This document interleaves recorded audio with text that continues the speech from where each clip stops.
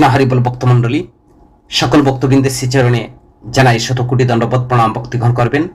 আজকে আমরা আস্বাদন করব শ্রীমদ্ ভগবদ গীতায় উচ্চারিত পরমেশ্বর ভগবান শ্রীকৃষ্ণের সকল নামের অর্থ এবং মাহাত্ম্য সম্পর্কে। তো সর্বপ্রথম আমার একটি ছোট্ট অনুরোধ আপনাদের কাছে, সম্পূর্ণ ভিডিওটি শ্রবণ করবেন এবং যারা আমাদের এই চ্যানেলে নতুন রয়েছেন, পরবর্তী কৃষ্ণ সম্বন্ধে ভিডিও পেতে চ্যানেলটিকে সাবস্ক্রাইব করবেন। আর যারা সাবস্ক্রাইব করেছেন আপনাদেরকে অসংখ্য অসংখ্য ধন্যবাদ এবং কৃতজ্ঞতা। হরে কৃষ্ণ ভক্তমণ্ডলী, পরমেশ্বর ভগবান শ্রীকৃষ্ণ যখন তার ভক্তদের নিকট প্রকটিত হন, তখন তিনি তার নানা রূপ, নানা গুণ এবং দিব্য কার্য বা বিনোদন লীলাবিলাস প্রকাশ করেন। তার এই সব রূপ, গুণ বা লীলাবিলাস অনুসারে তিনি বিভিন্ন নানা নামে অভিহিত হন, যেমন মুরারিধর বা মুরলীধর, শ্যামসুন্দর প্রভৃতি নাম তার রূপের বর্ণনা করে। যেমন রয়েছে দীনবন্ধু। দীনবন্ধু ভক্তবৎসল নাম, তার গুণ বর্ণনা করে। মুরলীধর, শ্যামসুন্দর প্রভৃতি নাম তার রূপ বর্ণনা করে। দীনবন্ধু ভক্তবৎসল নাম তার গুণ বর্ণনা করে। এবং গোবিন্দ, মধুসূদন, গিরিধারী এইসব নাম তার কার্যাবলী বা লীলাবিলাস বর্ণনা করে। ভগবানের এইসব বিভিন্ন নামের প্রতিটি ফরম, প্রতিটি নাম হচ্ছে অপ্রাকৃত, ভগবানের মতোই শক্তিসম্পন্ন নাম। স্বয়ং ভগবান বা ভগবানের সঙ্গে ভগবানের যে দিব্য নামের কোনো পার্থক্য নেই। শ্রীমদ্ ভগবদ গীতায় কেবল দর্শন তথ্য নয়, ভগবান এবং ভক্তের, কৃষ্ণ ও অর্জুনের রূপ, গুণ, বৈশিষ্ট্য আদি অতি সুন্দরভাবে স্ফুটিতভাবে বর্ণনা করা হয়েছে। বিশেষত পরমেশ্বর ভগবান শ্রীকৃষ্ণের নামের মাধ্যমে এখানে আমরা সংক্ষেপে কিছু আলোচনা করার প্রয়াস করছি। হরে কৃষ্ণ ভক্তমণ্ডলী, যেমন ভগবদ গীতার ভগবান শ্রীকৃষ্ণের অচ্যুত নামে বলা হয়েছে, হে অচ্যুত, যিনি কখনো তার স্থিতি হতে চ্যুত হন না, যিনি তার প্রতিশ্রুতি হতে চ্যুত হন না। যেমন পরমেশ্বর ভগবান শ্রীকৃষ্ণ তিনি ভক্তবৎসল, তাই অর্জুন রথের সারথি মাত্র হয়ে তিনি অর্জুনের আদেশ পালন করেন এবং তার বিজয় সুনিশ্চিত করেন। তিনি অর্জুনের প্রতি বাৎসল্য প্রকাশ করেছেন। তিনি তার ভক্তের যে প্রতি তার যে বাৎসল্য প্রেম, সেই প্রেমটি প্রকাশ পেয়েছে শ্রীমদ্ ভগবদ গীতার প্রথম অধ্যায় 21 নং শ্লোকে, একাদশ অধ্যায় 42 নং শ্লোকে, অষ্টাদশ অধ্যায় 73 নং শ্লোকে। এইসব শ্লোকের মধ্যে পরমেশ্বর ভগবান শ্রীকৃষ্ণের যে ভক্তবৎসল্য, সেই প্রকাশটি পেয়েছে। তাই ভগবানের নাম হচ্ছে অচ্যুত। ভগবানের আরেকটি নাম রয়েছে অনন্ত, যিনি অসীম, অবিনশ্বর, অপরিমেয়, শাশ্বত, যা ভগবদ গীতার দশম অধ্যায়ের 29 নং শ্লোকে, একাদশ অধ্যায়ের 11 নং শ্লোকে, 37 এবং 47 নং শ্লোকে বর্ণনা করা হয়েছে যে ভগবানের আরেকটি নাম হচ্ছে অনন্ত, যিনি অসীম। অনন্ত রূপের বৈশিষ্ট্য, যদিও তার আদি স্বয়ং রূপে ভগবান হচ্ছেন শ্রীকৃষ্ণ, তবু তার বিভিন্ন বংশ প্রকাশ, অংশ অবতার এবং খোলা রূপে তার অসংখ্য রূপ রয়েছে। তিনি তা বর্ণনা করছেন ভগবদ গীতার একাদশ অধ্যায় 38 নং শ্লোকে। সেখানে বলছেন, হে অনন্ত রূপ, ভগবানের আরেকটি নাম হচ্ছে অনন্ত রূপ। অনন্ত রূপের বৈশিষ্ট্য, তিনি নানাভাবে, নানা অবতারে, নানা অংশে তিনি সেই রূপ, অসংখ্য রূপ রয়েছে। ভগবান শ্রীকৃষ্ণের আরেকটি নাম অর্থ হচ্ছে অনন্ত বীর্য, যা ভগবদ গীতার একাদশ অধ্যায়ের 19 এবং 40 নং শ্লোকে সেখানে বলা হয়েছে অনন্ত বীর্য। অনন্ত বীর্য অর্থ যার শক্তি বা শৌর্য অসীম, অপরিমেয়। শ্রীকৃষ্ণের ষড় ঐশ্বর্যের একটি ঐশ্বর্য, সমগ্র বীর্য অধিকারী, তাই তিনি অনন্ত বীর্য। অপ্রতিম প্রভাব, ভগবদ গীতার একাদশ অধ্যায়ের 43 নং শ্লোকে সেখানে বলা হয়েছে অপ্রতিম প্রভাব, যার প্রভাব বা শক্তির তুলনা রহিত, তাই অপরিমেয়।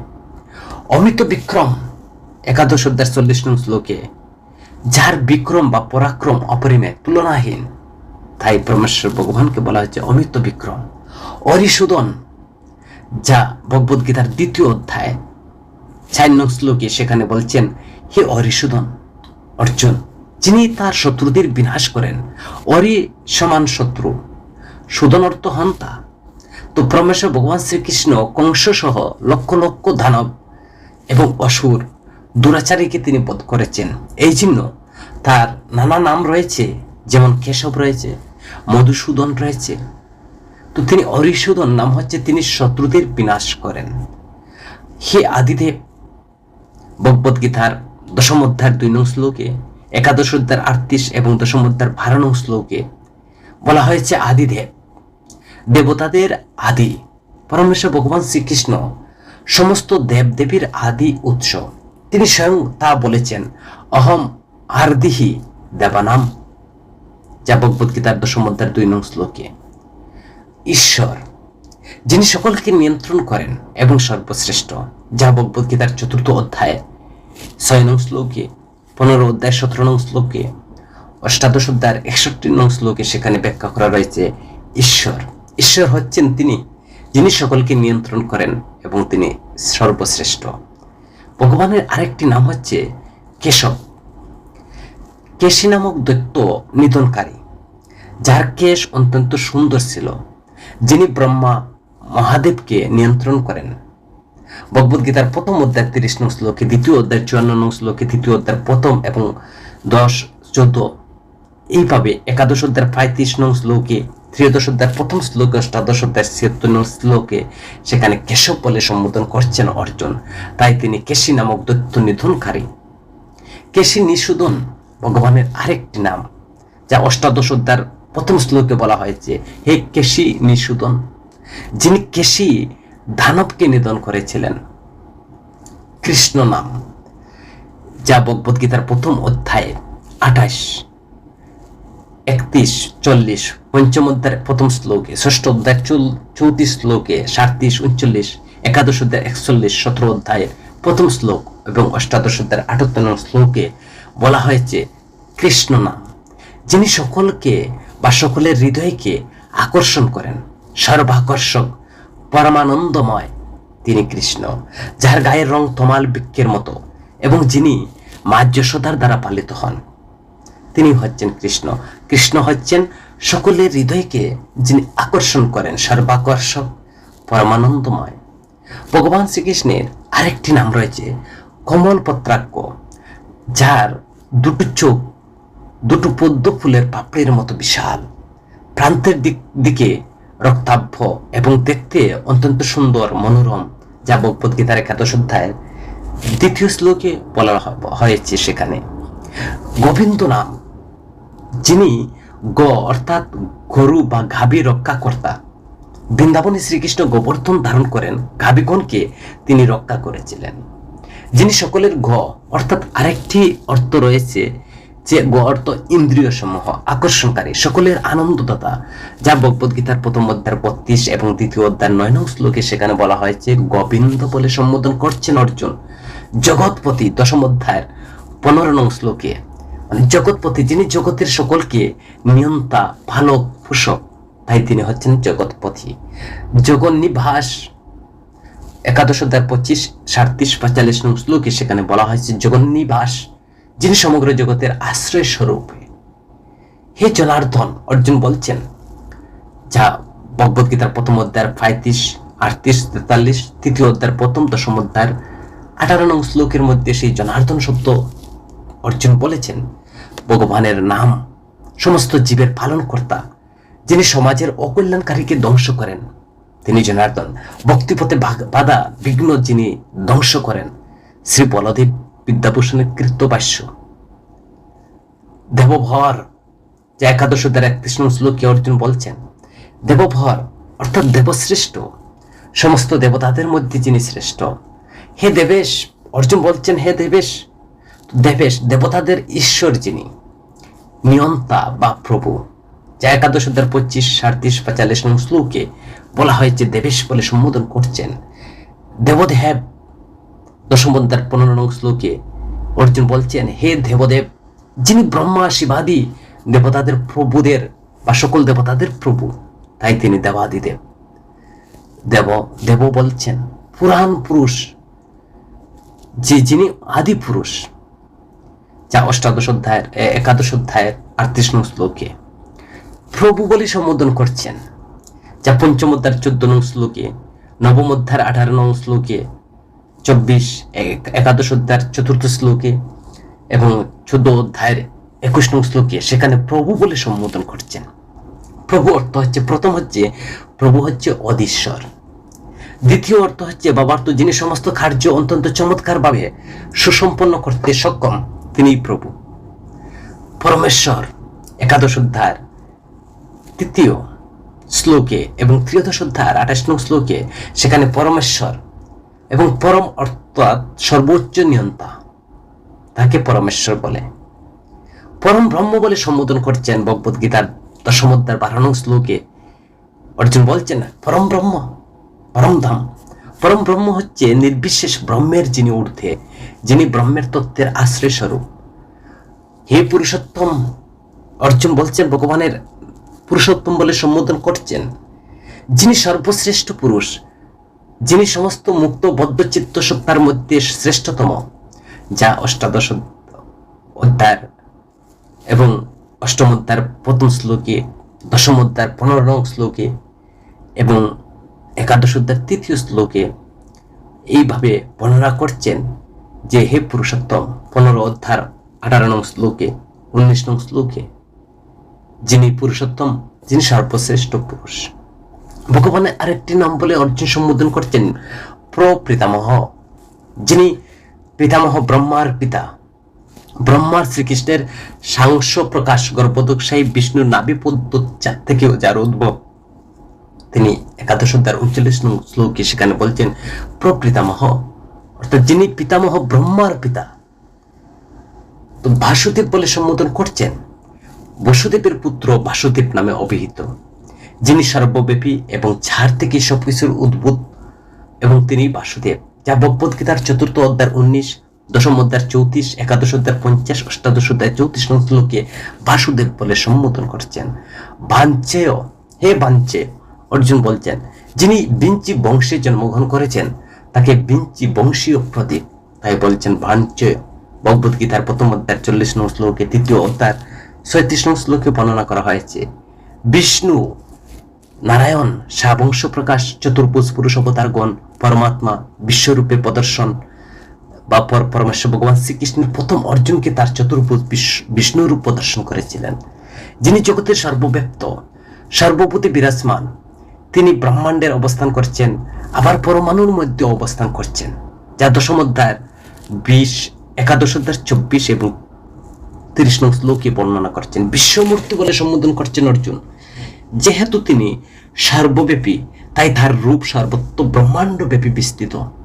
তার নামের বিশ্বমূর্তি বিষ্ণু সহস্র নাম স্তূপ বর্ণনা করা রয়েছে, যা ভগবদ গীতার 11 অধ্যায়ের 46 নং শ্লোকে সেখানে বিশ্বমূর্তি বলে অর্জুন সম্বোধন করছেন। বিশ্বরূপ, যার রূপ হলো এই জগৎ, এই জগৎটা হচ্ছে যার রূপ, তাকে বিশ্বরূপ বলা হচ্ছে ভগবানের আরেকটি নাম। কিন্তু বিশ্বরূপ চরম সত্য নয়, তা অস্থায়ী। কেননা জড়জগৎ যেহেতু অস্থায়ী, তাই বিশ্বরূপটা অস্থায়ী, অনিত্য। তাই জাগতিক বিশ্বরূপের আদি উৎস হচ্ছেন পরমেশ্বর ভগবান শ্রীকৃষ্ণ। তিনি আদি পুরুষ। জড়জগতের সৃষ্টি প্রলয়ের তার নিত্য সনাতন স্বরূপে কোনো পরিবর্তন হয় না, যা ভগবদ গীতার 11 অধ্যায় 16 নং শ্লোকে অর্জুন ভগবানকে বিশেষ রূপে তিনি প্রার্থনা করছেন। বিশেষ অর্থ হচ্ছে বিশ্বের যিনি ঈশ্বর, নিয়ন্ত্রা, যা 11 অধ্যায় 16 নং শ্লোকে ভগবান বলে সম্বোধন করছেন। ভগবদ গীতার 10ম অধ্যায় 14 এবং 17 নং শ্লোকে যে ভগবান অর্থ হচ্ছে ভোগ পদটি অর্থ হলো 6টি ঐশ্বর্য, যেমন সমগ্র ঐশ্বর্য, সমগ্র বীর্য, সমগ্র যশ, সমগ্র শ্রী বা সৌন্দর্য, সমগ্র জ্ঞান, সমগ্র বৈরাগ্য। এই 6টি পদটিকে বলা হয় 6টি যে ঐশ্বর্য হচ্ছে ভোগ। আর ভান শব্দের অর্থ হচ্ছে সম্মম্বিত বা আছে এমন। এতেও ভগবান শব্দের অর্থ হলো যিনি পূর্ণরূপে 16 ঐশ্বর্যের অধিকারী, তিনি হচ্ছেন ভগবান।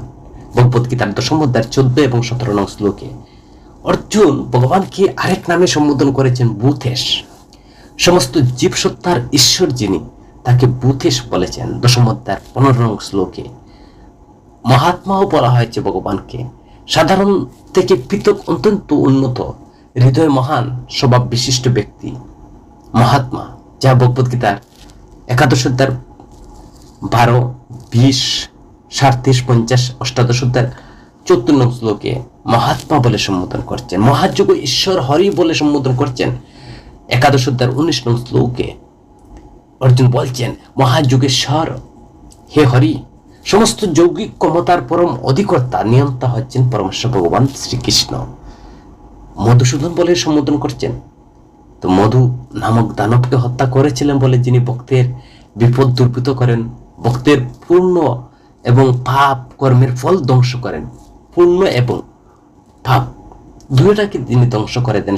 শব্দকল্প ধর্ম যিনি ভগবদ্গীতায় মধুসূদন বলে সম্বোধন করছেন 1ম অধ্যায়ের 3য় শ্লোকে। মহাবাবা বাহু বলেও সম্বোধন করছেন। যার বাহু দুটি অমিত শক্তিশালী, তাই তাকে মহাবাহ বলে সম্বোধন করছেন, যা 1ম অধ্যায়ের 3য় শ্লোকে, 2য় অধ্যায়ের 1ম শ্লোকে, 4th শ্লোকে, 6ষ্ঠ অধ্যায়ের 33, 8ম অধ্যায়ের 2 নং শ্লোকে। অর্জুন মাধব বলে পরমেশ্বর ভগবানকে সম্বোধন করছেন, যিনি সৌভাগ্যের দেবীর অধিষ্ঠাত্রী লক্ষ্মী দেবীর পতি, অথবা যিনি বিদ্যা অধিষ্ঠাত্রী দেবী সরস্বতী দেবীর পতি। তিনি মাধব, শব্দকল্প ধ্রুম, যিনি যদুর পুত্র মধুর বংশের অবতীর্ণ হয়েছেন, তাই তিনি মাধব, যা 1ম অধ্যায়ের 14 নং শ্লোকে এবং 1ম অধ্যায়ের 37 নং শ্লোকে মাধব বলে সম্বোধন করছেন। যুগেশ্বর, সকল যৌগিক শক্তির অধীশ্বর, তাই সমস্ত যুগের প্রভু, তাই তিনি হচ্ছেন যুগেশ্বর, যা 11 অধ্যায়ের 4 নং, 18 অধ্যায়ের 75 নং শ্লোকে বর্ণনা করা হয়েছে। যুগিনও বলে সম্বোধন করছেন, হে যুগিন, যিনি যুগমায়ার শক্তির অধিকারী, তাকে যুগিন বলে। তো শ্রীকৃষ্ণ বলছেন নাহম প্রকাশ সর্বস্ব যুগমায়া সমাবৃত, 7ম অধ্যায়ের 25 নং শ্লোকে এবং 10ম অধ্যায়ের 17 নং শ্লোকে যুগিন শব্দ বলে বর্ণনা করেছেন। যুগিন হচ্ছে যুগমায়া শক্তির অধিকারী। যুগেশ্বর কৃষ্ণ বলছেন, হে যুগেশ্বর কৃষ্ণ, 18 অধ্যায়ের 78 নং শ্লোকে, অর্থাৎ সমস্ত যুগ বিভূতির প্রভু অধীশ্বর হচ্ছেন শ্রীকৃষ্ণ, তাই সেখানে বলছেন যুগেশ্বর কৃষ্ণ। যাদব বলে সম্বোধন করছেন, যিনি যদুর রাজা বংশের জন্মগ্রহণ করেছেন বলে যাদব বলেও সম্বোধন করছেন। শাশ্বত পুরুষ বলে সম্বোধন করছেন 10ম অধ্যায়ের 12 নং শ্লোকে, যে পুরুষ অনাদিকাল ধরে বর্তমানে, যার কোনো জন্ম মৃত্যু বা অবস্থান্তর নেই, তিনি শ্রীকৃষ্ণ, তাই শাশ্বত পুরুষ বলে অর্জুন সম্বোধন করেছেন। হরি বলে সম্বোধন করছেন, যিনি, হরি শব্দের অর্থ কি? যিনি ভক্তের সমস্ত দুঃখ কষ্ট হরণ করেন, যিনি সমস্ত অনর্থ দূর করেন এবং প্রেমের দ্বারা ভক্তের হৃদয়ে চুরি করেন, যা ভগবদ্গীতার 11 অধ্যায়ের 9 এবং 18 অধ্যায়ের 77 নং শ্লোকে। ঋষিকেশ বলেও বর্ণনা করছেন। অর্জুন বলছেন, হে ঋষিকেশ, যিনি ইন্দ্রিয় সমূহের প্রভু ঈশ্বর, যার অধীনে ইন্দ্রিয় সমূহ কর্মরত থাকে, তাই তিনি অধীশ্বর, যা 1ম অধ্যায়ে 15 নং শ্লোকে, 20, 24, 2য় অধ্যায়ের 9 নং শ্লোকে, 11 অধ্যায়ের 37 এবং 18 নং শ্লোকে বর্ণনা করা রয়েছে। হরে কৃষ্ণ ভক্ত মণ্ডলী, পরমেশ্বর ভগবান শ্রীকৃষ্ণের যে অনন্ত নাম রয়েছে, শ্রীকৃষ্ণের বাঁশির সুর রয়েছে, এমনকি ভগবানের সেই অনন্ত নাম, অনন্ত রূপ, অনন্ত বীর্য, আমরা শ্রীমদ্ ভগবদ গীতায় অর্জুন যে নামে পরমেশ্বর ভগবান শ্রীকৃষ্ণকে সম্বোধন করেছে, আমরা যথাসাধ্য মতো সেই ভগবানের যে নামের তাৎপর্য এবং মহিমা বর্ণনা করার চেষ্টা করলাম। যদি কোনো ত্রুটি বিচ্যুতি হয়, আপনারা ক্ষমা সুন্দরে দেখবেন। আর পরমেশ্বর ভগবানের এইসব গুণ, বিভাগ, লীলাকার্যের নামসমূহ শ্রবণ করলে জীবের পরম কল্যাণ হয়। হরে কৃষ্ণ ভক্তমণ্ডলী, যদি ভিডিওটি ভালো লাগে, আপনার পরিচিত 4-5 জন বন্ধু বান্ধবের কাছে ভিডিওটি শেয়ার করবেন। হরে কৃষ্ণ।